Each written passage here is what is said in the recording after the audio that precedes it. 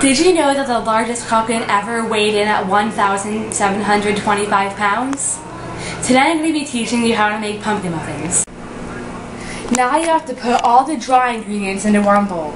Right here I have 1 1/2 cups of whole wheat flour. Next I have to get 3/4 of a cup of brown sugar. And you add that to the bowl.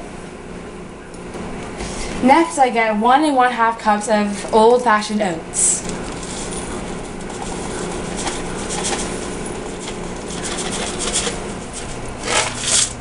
And you add that to the bowl as well.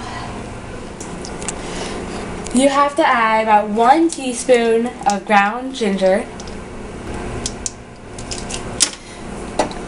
1 teaspoon of ground cinnamon,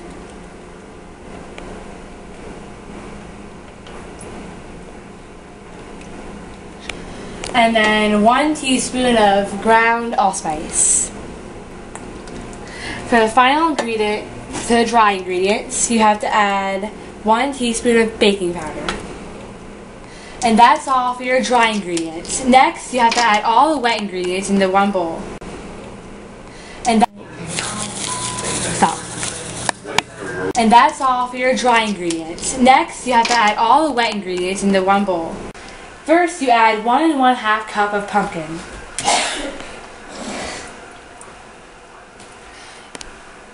Next, you add 1/4 cup of milk. After you add the milk, you can crack 1 egg, 1 full egg into the bowl, and then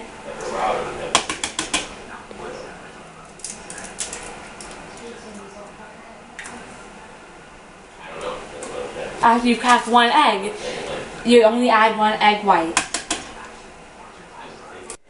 Next, you add 3 tablespoons of canola oil.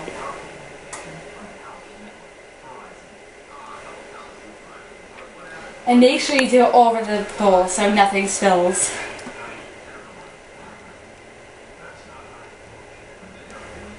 After you've added all the wet ingredients, you have to stir it around like this until it's all fully mixed. Next, you add the wet ingredients to the dry ingredients and mix that thoroughly also.